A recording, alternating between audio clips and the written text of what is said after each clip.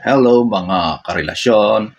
Eto na naman tayo sa isa na namang usapang hindi pwedeng pagtalunan. Kasi kahit anong mangyari, sila pa rin ang tama.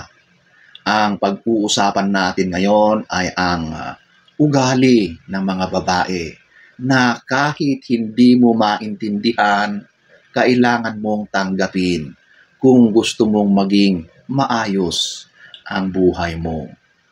So, kung nakaka-relate ka, kung gusto mong malaman ang mga ito, manood ka.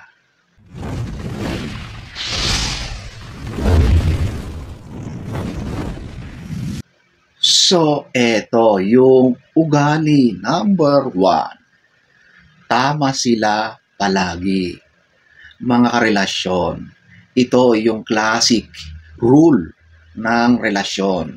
Ang babae ay laging tama. Walang sinabi ang law of gravity dito. Kasi sa relasyon, ang law ng girlfriend ang mas matindi. Kahit pa may ebidensya ka, kahit may screenshot ka na, kahit may CCTV footage ka pa, wala yan. Kasi kung siya ang girlfriend mo, automatic may emotional override. Kasi sa isip niya, hindi ko kailangang maging tama. Basta kung ano yung nararamdaman ko, yun ang masusunod.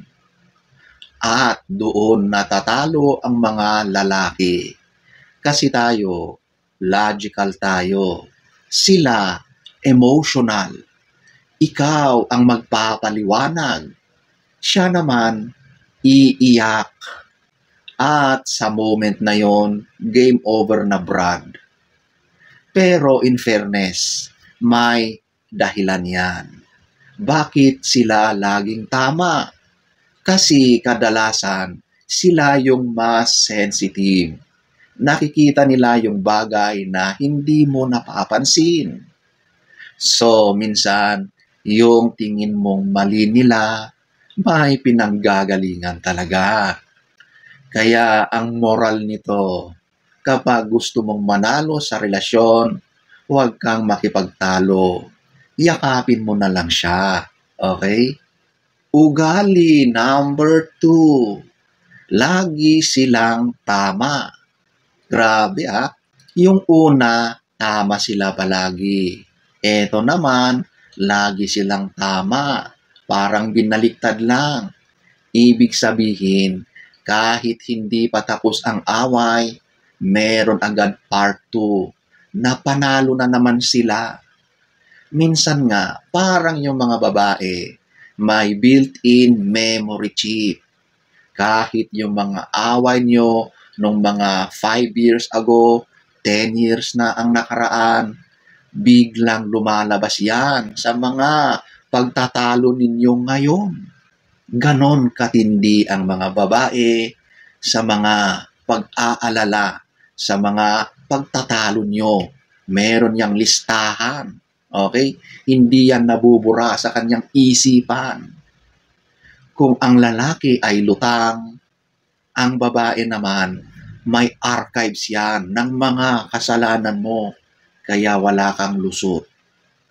Pero seriously, kaya nila ginagawa yan kasi gusto nilang maramdaman mo kung gaano ka kaimportante sa kanila. Nagpapapansin lang yan, okay?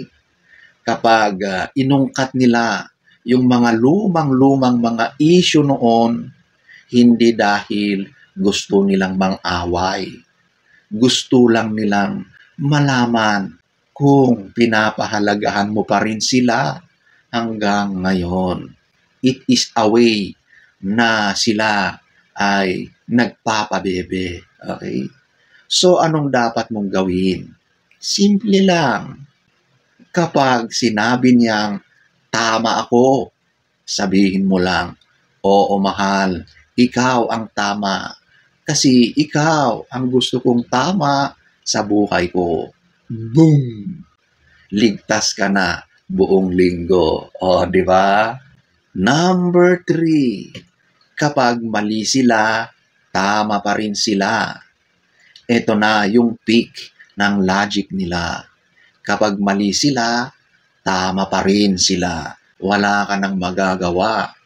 Hindi ka pwedeng lumabas ng bahay hanggat hindi mo inaamin na siya ang tama.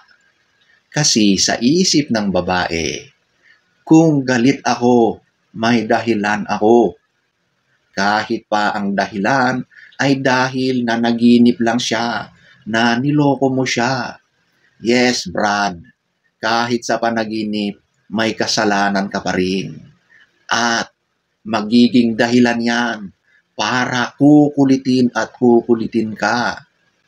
Tapos kapag tinanong mo, panaginip lang naman yan eh. Ang maging sagot niya, pero parang totoo ang nararamdaman ko. At doon mo marirealize na wala kang kalaban-laban. Pero may sikreto dyan. Kapag marunong kang magpatawa, maililigtas mo ang sarili mo. Sabihin mo lang, mahal, mali ka nga. Pero ang mali mong yan din ang dahilan kung bakit kita minahal. Ayun, biglang ngingiti yan tapos yayakap sa'yo. Pero Brad, huwag kang masyadong kampante. Kasi kapag tumawa yan, ibig sabihin, may karugtong ulit yan na sermon. Kaya sa totoo lang, kaya sila hirap umamin ng pagkakamali dahil meron din niyang pride. Hindi lang lalaki ang may pride, sila rin. Hindi dahil gusto ka lang nilang talunin sa diskusyon, kundi ayaw lang nilang isipin mo na mahina sila. Kaya kapag nanahimik na yan at nagsorry, yakapin mo siya. Iparamdam mo na mahal mo siya. Yun lang ang kailangan ng babae. Ugali number 4. Kapag kumontra ka, tatamaan ka. Ito na ang ultimate weapon ng mga babae. Ang emotional counter-strike. Kapag kumontra ka, yari ka. Dalawa lang ang maging ending niyan. Matatalo ka sa debate o kaya tatamaan ka sa kanya. Yun lang. Minsan, simple lang yung sinabi mo. Mahal, baka hindi naman ganon yung ibig kong sabihin. Pero sa kanya, parang sinabi mong wala kang pakiramdam. Instant emotional damage yun. At ang matindi, habang ikaw ay nagpapaliwanag, siya naman biglang tatahimik. Yung tahimik na delikado. Yung parang may bagyong paparating, pero kalmado pa sa umpisa. Tapos maya-maya, biglang hindi ka nakakausapin. At doon mo na marirealize na kahit tama ka, talo ka pa rin. Pero may solusyon yan. Huwag mong kontrahin agad. Intindihin muna kung bakit siya ganon. Kapag naramdaman niyang nakikinig ka, bumababa yung emotions niya.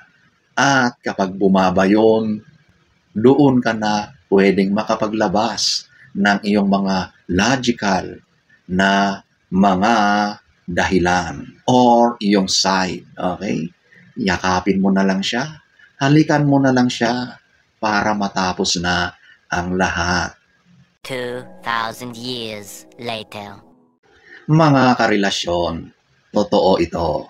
Nakakatawa man pero may wisdom sa bawat joke. Kasi ang totoo, hindi naman talaga gusto ng babae na palagi siyang tama. Ang gusto lang niya, maintindihan mo kung bakit siya nagkakaganon.